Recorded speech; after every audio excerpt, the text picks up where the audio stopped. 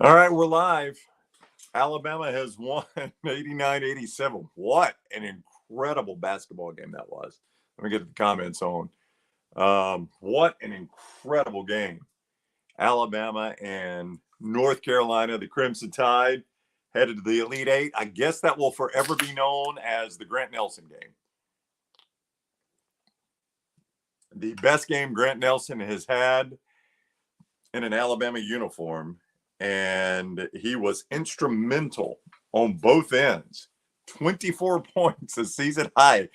I mean, that is incredible. The Grant Nelson, I think it scored 6 points in the first two games of the NCAA tournament, scores 24 tonight, as a double-double, is just incredible on both ends of the floor. And Alabama has pulled the upset over North Carolina to move on to the Elite Eight. And now they play Clemson, not Arizona. They play Clemson to go to the Final Four. I just don't know that you could have scripted this any better for Alabama. Just an incredible basketball game, first of all. Let's just talk about that. Let's give this game the respect it deserves. A Sweet 16 game, 89-87.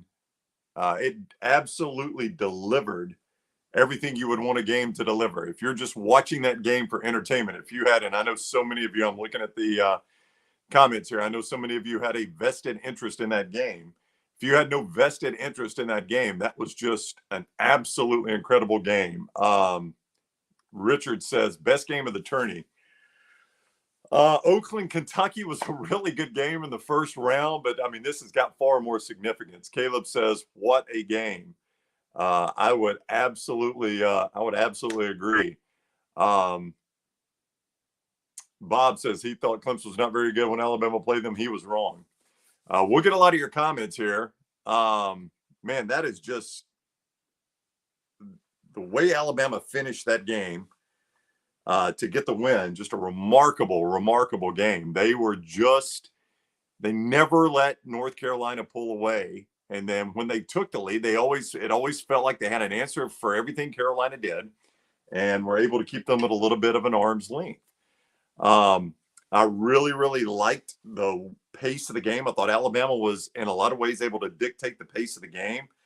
They, to a certain extent, neutralized Baycott. I mean, if I had told you that Armando Baycott scored 19, you'd have taken that in a heartbeat, right? 19 and 12 for Baycott. Still a good game, but I think Alabama fans, with their inside game, feared that Baycott would do a lot more than that. So I think 19 and 12 for Baycott, you are thrilled if you're an Alabama fan, if I give you those numbers. I'm looking at this Illinois-Iowa State game. Forgive me there, 53-51. I got to get it moved over here. I got to reset my TVs, so I apologize for that. Yeah, but those numbers for Baycott, I think you absolutely take that and don't even ask questions if you're Alabama. And they did a great job neutralizing Baycott. They got him in foul trouble, so he had to sit for a little bit, and Alabama went on a little bit of a run there. You guys are talking about Nick Pringle. You absolutely have to give Nick Pringle. I know that guy has taken a lot of crap from Alabama fans at times this year when he has been, and rightfully so. I mean, the guy has made decisions that has kept him off the floor. He made some decisions that made him have to travel with little T on a commercial flight to Spokane just to play in the NCAA tournament. And now here he is, absolutely gutting one out. I mean, you have got to give Nick Pringle an immense amount of credit for gutting that out. Jimmy says, where's Jimmy D? He is on his way to the locker room. Dunaway's headed to the Alabama locker room right now to get post-game reaction. He is extending his hotel stay in L.A. because he'll stick around now for the Elite Eight, which Alabama will play in on Saturday. I don't know if by the time we get off here, if we'll have tip times for Saturday. There is a chance by the time we end this, they'll have to let the Illinois-Iowa State game in first in all likelihood, but we could have tip times for Saturday by the time we get off here. On Twitter, M.M. Townsend says, Grant Nelson, I'm sorry for what I said all year. Roll Tide. You're going to get a whole lot of that because Grant Nelson had the game of his life. I don't know where that came from. I know a lot of people. 7:49. Okay, thank you guys. Everybody telling me 7:49. I had missed the tip time. I appreciate you guys doing that. 7:49. I had to rush to get on here, and I had not seen that announcement yet. I thought they might let all the games get finished. So a nice little prime time Saturday night game, and that'll be fun to watch. Alabama playing Clemson for a right to go to the Final Four. I will see. Milkman256 asked on Twitter, what shot do we have against Clemson? We being Alabama, of course. I mean, Alabama has already played them once this year and lost to them. But, I mean, again, now look, I know what everybody's thinking is you catch a break playing Clemson. Clemson's good enough to beat Arizona. They're good enough to beat anybody. Arizona's a good team. But there again, Alabama's good enough to beat North Carolina. That's going to be one heck of a game, Alabama and Clemson. So, you look, that game was so long ago. What was that game? December. I was going to go back and look at the date for Alabama Clemson. That game was so freaking long ago. You know, both those teams have changed. Gosh, it was all the way back in November, wasn't it? Yeah, Alabama Clemson, 85-77. Clemson beat Alabama way back in November. November 28th was the final, was the day of that game. So, listen, a lot has changed since then. I don't know how much you can read into that one. Zach says, what shot do we have? What else does this team have to do to make Alabama fans believe? I would tend to agree. This team has played a really difficult schedule, which a lot of people said set Alabama up for this moment. Playing the schedule they played, and, you know, it has delivered. AK says, Alabama saved their best for the end of the year. Let Pringle ice that foot, get Reisel's head better, and Alabama plays. A lot of you are asking, you know, what about Reitzel? I don't know. He was a game time decision, did not dress tonight. Another day, you never know. I mean, that would be crazy to get Reitzel back for a game against Clemson and then have that lineup whole the way you wanted it. That said, that lineup they started tonight was pretty dang good. With Pringle in there, with Nelson and the other three guards, it was a pretty good lineup. So it's going to be hard to go away from that if Pringle is healthy too. But obviously, if you've got Reisel, I think you would go back to that one. Mr. Yelder paying $2 here to get to the top. He wants Alabama to finish layups and pick the threes better. Alabama's going to shoot a lot of threes, Mr. Yelder. If they get any sort of look from beyond the arc, that's their head coach telling them to shoot. Tonight, I know they hit 11. What were they? 11 of 26. I think Alabama will take that most nights. If I told Nate Oates he could have 11 of 26 against Clemson, I think he'd feel pretty good about that. Olin says, great job by the coaches. Absolutely. Alabama's coaches did a wonderful job. Chandra is right. Everybody hit that thumbs up. Yeah, if you would, please hit that thumbs up. Hit that thumbs up and help us out there. We greatly do appreciate that. Share us, retweet, share it, whatever you're doing. And if you watch us on YouTube, please make sure you've already subscribed to our YouTube channel and set your alerts so you know when we're live. The show presented by MyBookie, MyBookie.ag, code next round. MyBookie.ag, code next round. I don't think there is, I don't know if anybody's got a point spread ready. A lot of you are asking me about Alabama Clemson. I was going to try to tell you what the Vegas point spread would be. Alabama would be favored in that game. I will text, and if you've seen it, you all jump in. This is moving fast. But I will text our guy Todd Furman, who will be on the show tomorrow, and get an early point spread from him for Bama Clemson, just so you guys will know. So yeah, MyBookie.ag to play the remainder of the Sweet 16 and the Elite 8 games. MyBookie.ag, code next round when you sign on to get that sign-on deposit discount and our deposit bonus, I should say. You can use it right away, MyBookie.ag, with that deposit bonus. Big Grip says that was the Nelson we wanted all year. And he's ready for some payback against Clemson for that game back in November in Tuscaloosa. That was the Grant Nelson I thought Alabama was getting. The guy that could handle the ball, the guy that could play defense, the guy that could hit the three, the big guy that could shoot. That's the guy I thought. So that would be the Grant Nelson I got.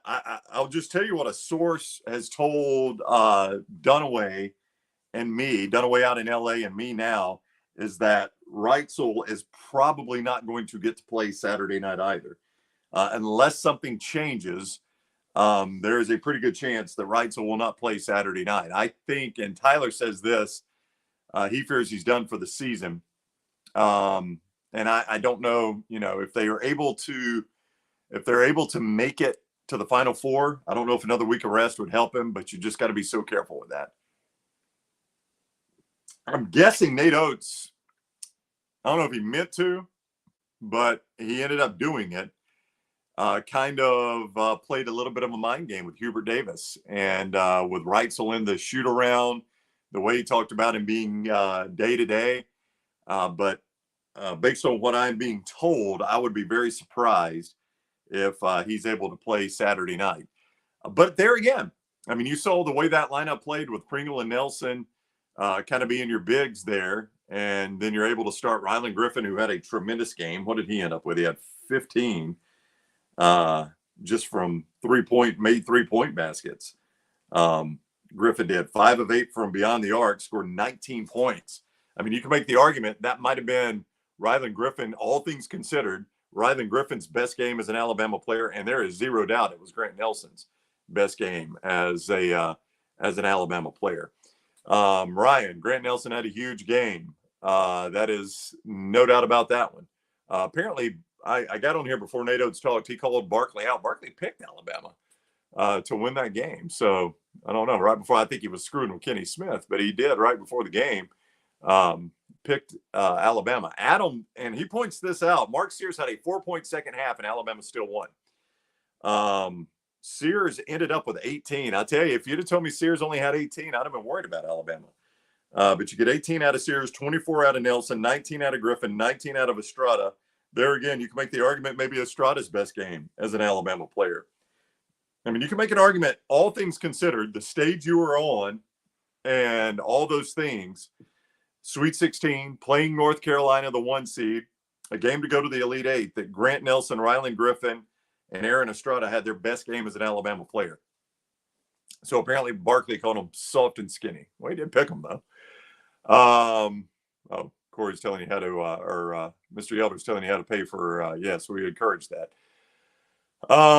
Ryan says, again, everything without Sears doing much of anything in the second half. I wouldn't say without doing much of anything. He may have only scored 4 points, but Sears obviously is very much in control out there on the court. So Sears is a guy you want out there, even if he's only scoring 4 second half points.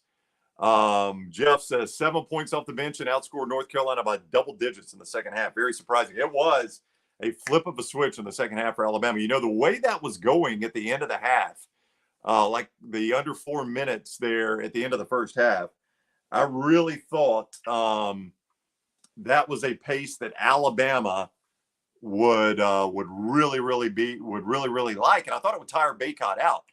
And that remains to be seen because Baycott got in foul trouble and he had to go to the bench. And that was huge that Alabama was able to get him on the bench for a little bit. But Baycott in foul trouble had to go to the bench. But I loved for Alabama the pace they were able to play that game at. Todd Furman has checked in with me. Alabama, he says, will be favored by 2.5, 3 points over Clemson. So Alabama is going to play a game to go to the Final Four, and they are going to be the favorite. If you'll give me 2 seconds, I'm going to tweet this out just so I could share it with everyone. So Alabama going to be a favorite in a game because last time they had a shot to go to the only other time they had a shot to go to the Final Four, they were playing UConn, and I think they were a significant underdog in that game. It was a really good UConn team. So they are actually going to be a favorite this time to go to the Final Four. Pretty incredible when you all things considered that they will be in that situation Saturday night just after 7:30. I will go ahead and tell you now that it is all over. Lance had this game picked right. I talked to Lance earlier today. Alabama was one of his plays at lanceslock.com. And when I talked to him, I said, so I saw you had Alabama as a play. You just think they'll cover? And he goes, actually, no, I like Alabama to win the game. So that was Lance's pick. I'm sorry, I'm sending this tweet out. 2.5 for 3 point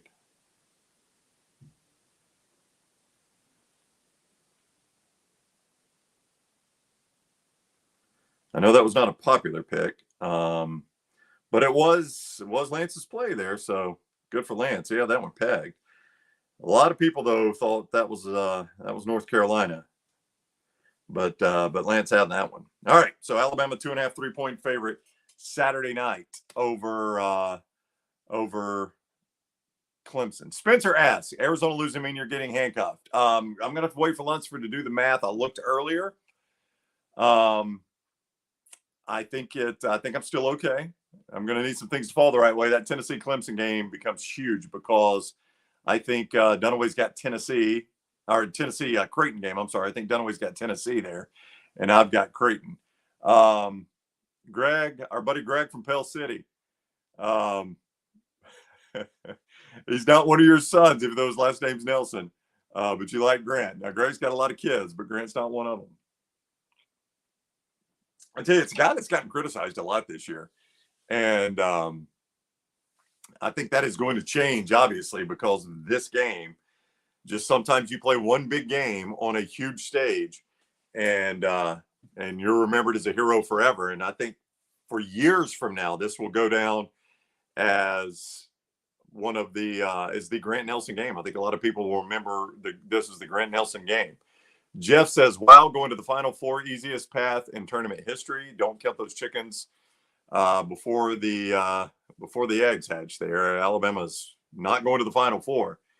But that is not the most difficult path you could face when you play two double-digit seeds. You do beat a 1 seed, and then they get Clemson. I mean, there are more difficult paths to a Final Four. But listen, you go to a Final Four, it doesn't matter the path you took. You're still in the Final Four. Nobody will go back and remember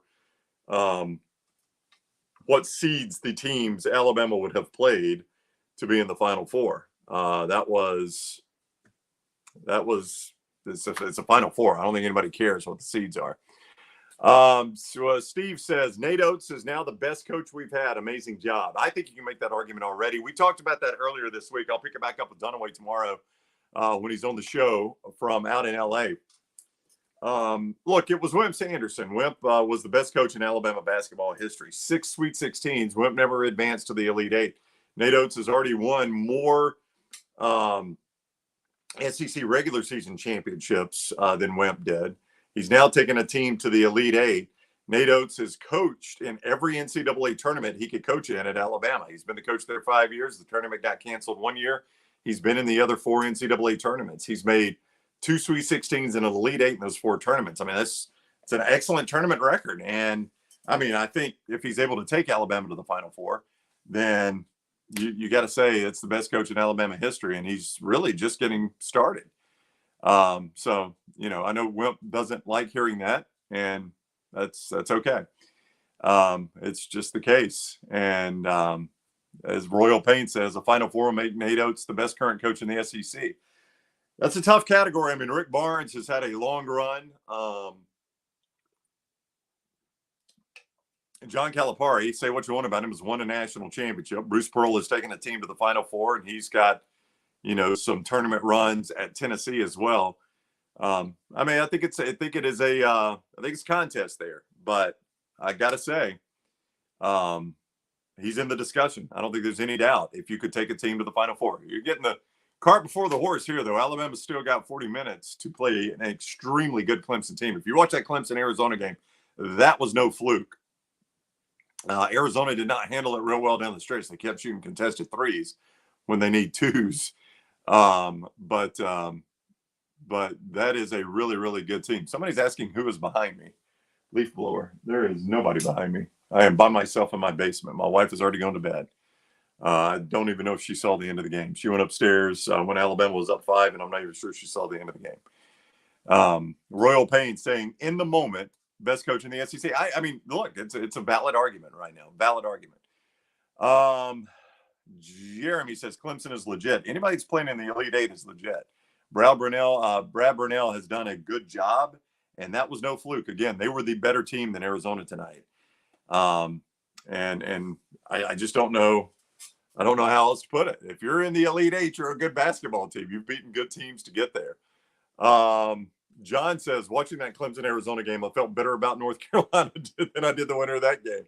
You know, I guess that's kind of natural, but watching it, I kind of thought the same thing. Is that that North Carolina game, when I watched Arizona and Clemson, I'm like, dadgum, Clemson was kind of middle of the pack in the ACC, and they're beating Arizona, and they look really, really good. How good is North Carolina, who won the ACC, right? As Ryan says, Clemson's playing unbelievable right now. It's a tough game no matter what the seeds are, and he is absolutely right about that. Charlie, your Nate Oates making Greg Byrne look smart tonight. Look, you cannot argue the fact, and we'll see about Kalen DeBoer. That's another Greg Byrne hire, obviously. But you cannot argue the fact that the hire Greg Byrne made of Nate Oates was a tremendous hire. I mean, that's a guy from Buffalo who you were taking a pretty big gamble on. Those mid-major coaches get big-time jobs, get big conference jobs, and they flame out all the time. And that was a huge hire, and it was a guy that, had a really, really distinct style. And, it's a style that is, it's a fun style to watch, but it's also a style that, I don't know how to describe it. I mean, it was a great hire. It's a great hire, obviously, and it has panned out to be a tremendous hire for Alabama basketball. And good job by Nate Oates getting him tied up to a contract extension before he potentially makes a Final Four, or before he made an Elite Eight run. That was a great job out of Greg Byrne. Now, that said, even no matter how deep Nate Oates goes, I don't know that he was going to get a contract extension bigger than the contract extension that he's already gotten at Alabama. Tenefit says that game was nerve-wracking. I think he was talking about the game. Again, if you had skin in that game, it had to be nerve-wracking. Illinois is about to put away Iowa State, so Illinois is going to the Elite Eight, 70-64. They were up 6 with under 20 seconds to go. So it looks like Illinois is going to close out the night with a win there. If you will go to stick with us here live, but also over at Next Round Live, Dunaway's already pumping out content from inside the arena there at crypto.com arena. Just looking at that, he's got Nick Pringle in tears after that game. He's got an interview with Greg Byrne, talking to him. So some emotional reaction from the Alabama locker room and just outside the Alabama locker room already.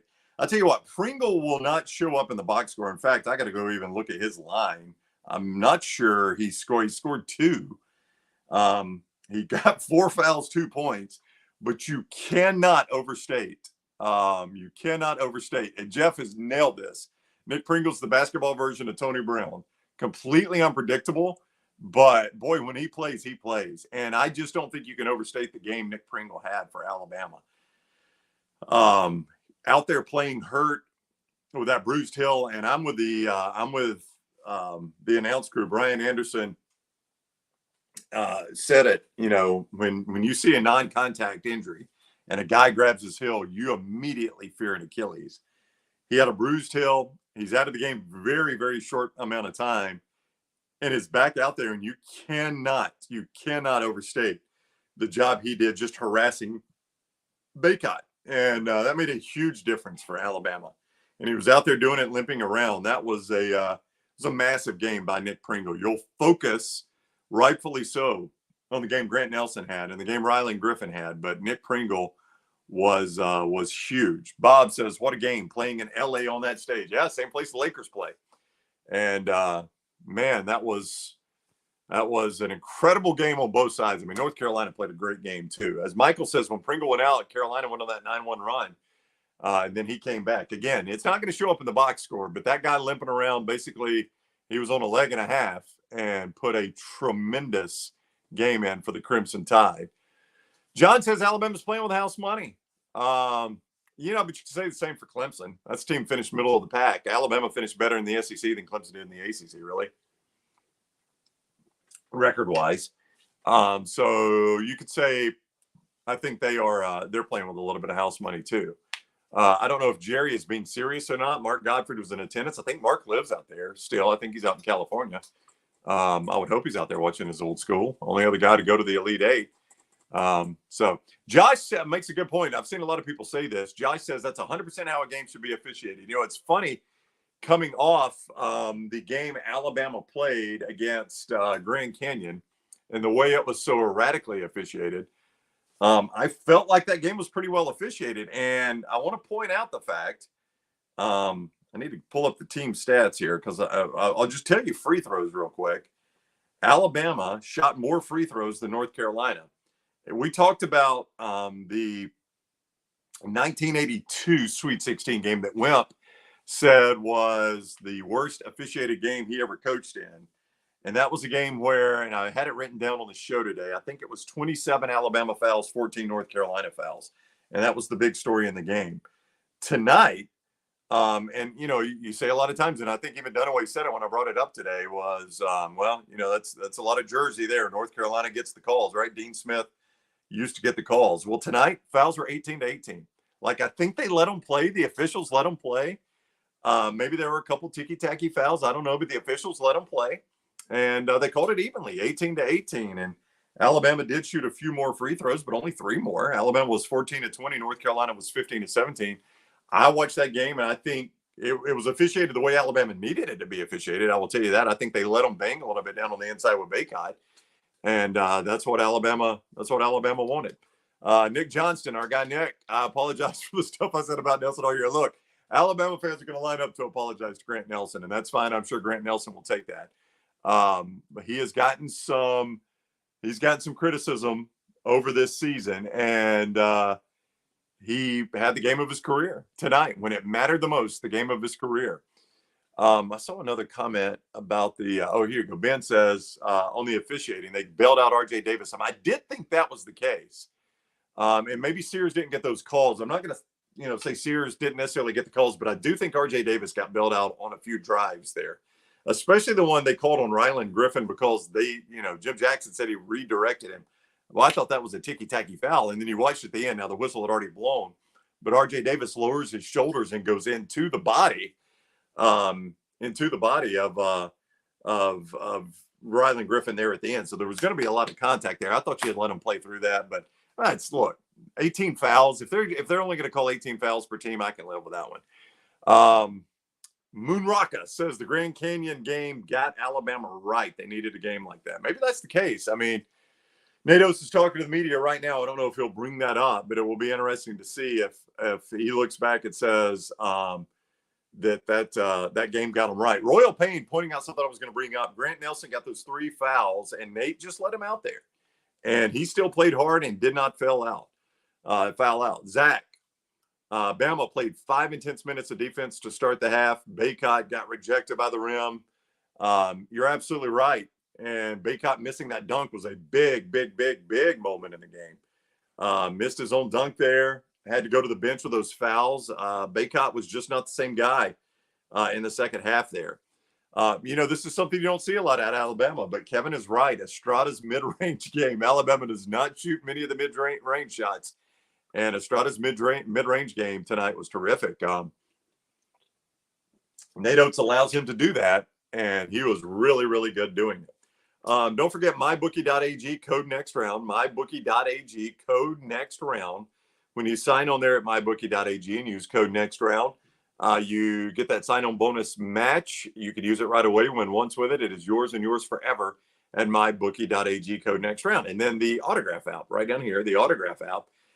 Scan that QR code and you could get the autograph app. What it does, and it is absolutely free, it curates all your team information, your team stories. It's got ticket giveaways, and it's all in one spot there. So all you got to do is go click on it, and you got all your stuff in one spot there in the autograph app. Use code TNR. We greatly appreciate you using code TNR. That helps us a ton with code TNR.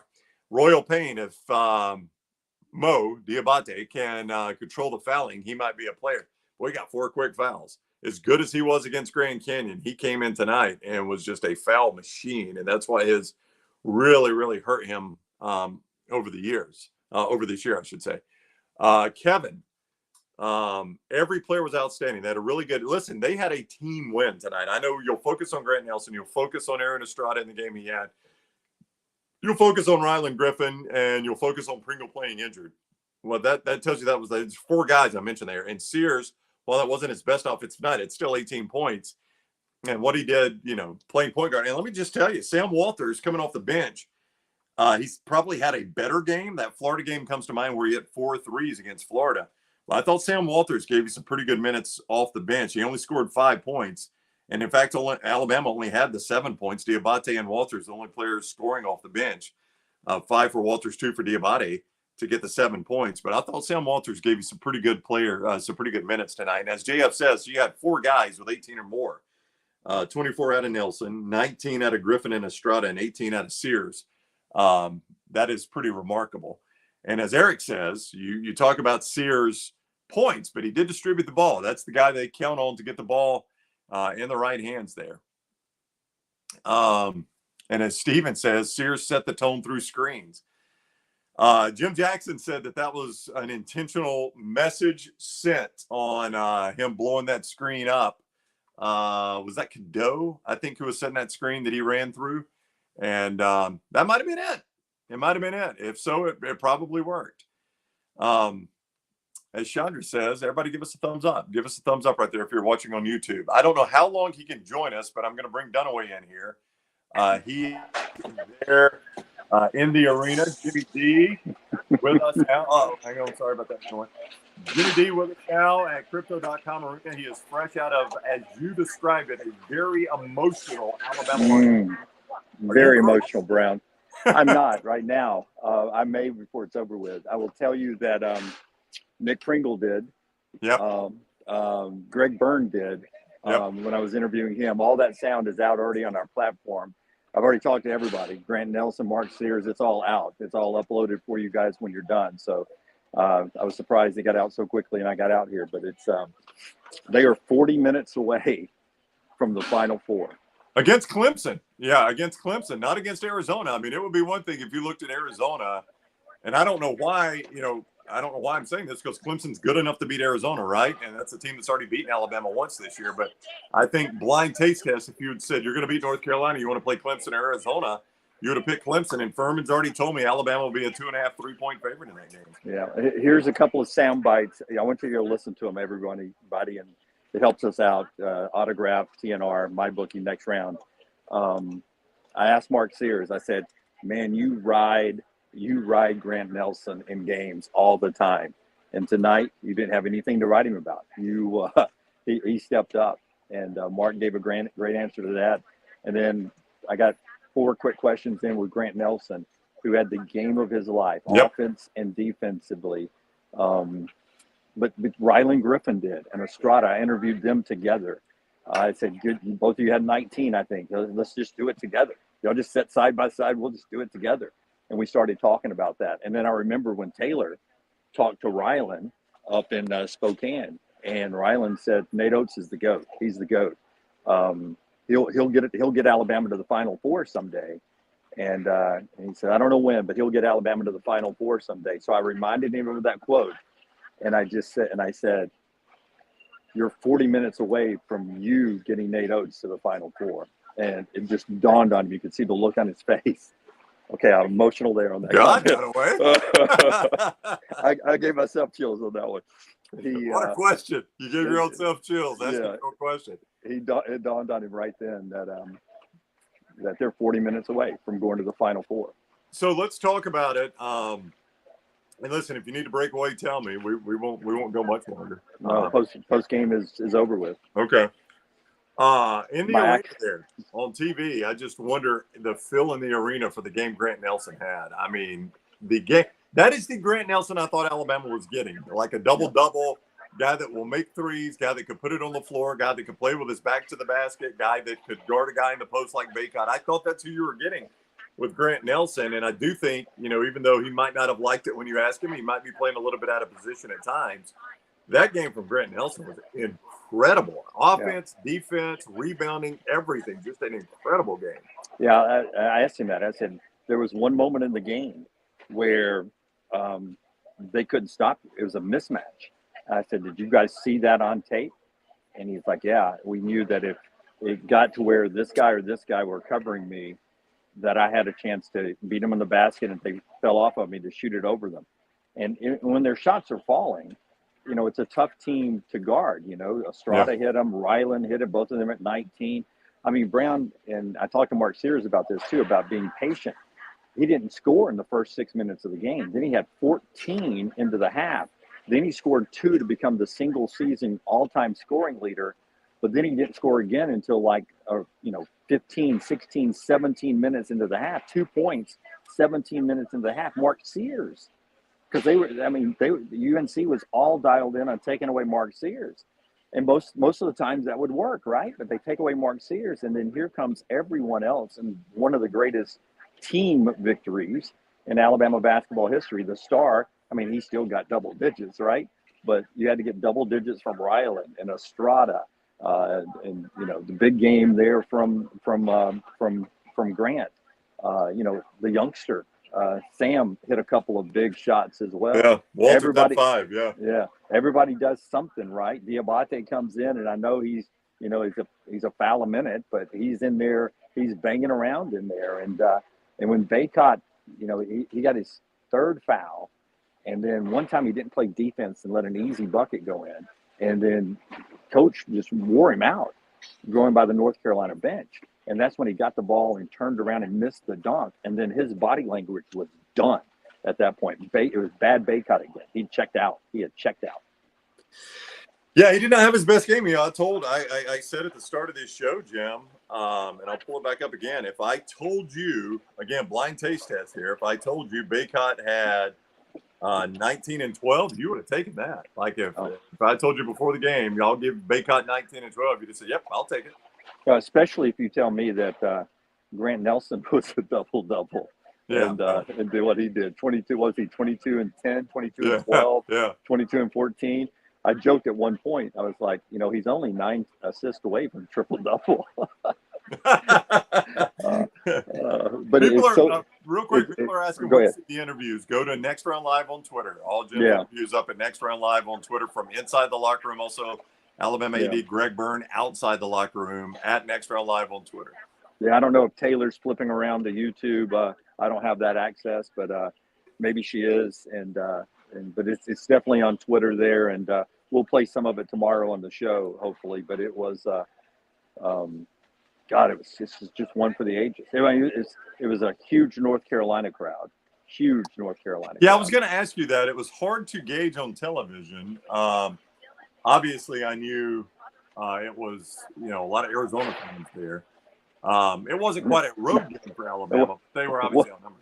Was not a lot of Arizona fans for the Alabama game. They had it on out of town. Yeah, 40% of the arena walked out, and they were not happy. And then the other, I mean, when they did this, they had a mic guy, a hype guy, and he was like, okay, where are all the Arizona fans in the first game? And it was huge. And then it was like where's the Clemson fans? And just a few Clemson fans. And then the last game was like, where are all the Tar Heel fans? Huge roar. Where's all the Alabama fans? Small roar there. But they were loud at the end, the Bama fans were.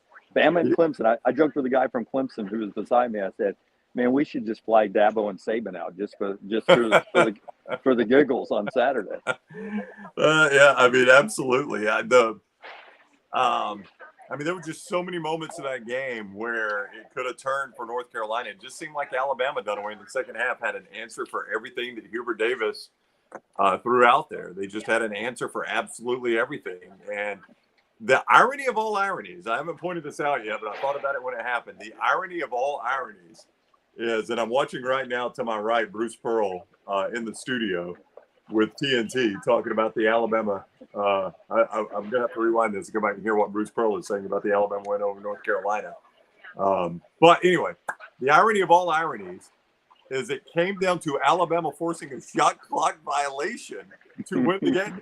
The team that can't play defense all year forces a shot clock violation to win the game. How about that? Yeah, that's exactly right. And, you saw a little bit of it against Grand Canyon, but in this game, it was a cleaner version of the defense. It wasn't a rugby match. It was a cleaner version of the defense, and they just played so much better. And I'll tell you, Brownie, I was talking to Brian Passing. I was on the Alabama pregame show they had an extra hour to fill because of the Yeah. the length of the other game that was going. They were afraid of overtime, so I was middle relief eating some innings for them at the start of the broadcast. And I asked passing, I said, I know when a shooter makes a shot that he gets hot, he can get a rhythm, he gets his confidence going. Does that work on defense? He said, absolutely. And he said, I know what you're asking. You're thinking, does what they did at Grand Canyon defensively, would it carry over? And he said, I think it did from Charleston to Grand Canyon. And then tonight, I think it carried over from Grand Canyon to North Carolina. All of a sudden, this team is playing defense. And for the second time in Alabama basketball history, there's an Elite Eight team, and they're 40 minutes away between two Southern football schools, with one of them going to the Final Four. Yeah, and as I pointed out, last time Alabama was in this situation, for what it matters, they were a prohibitive underdog to UConn. That was a really good UConn team. They're about to play a game Saturday night where they're favored to win to go to the Final Four.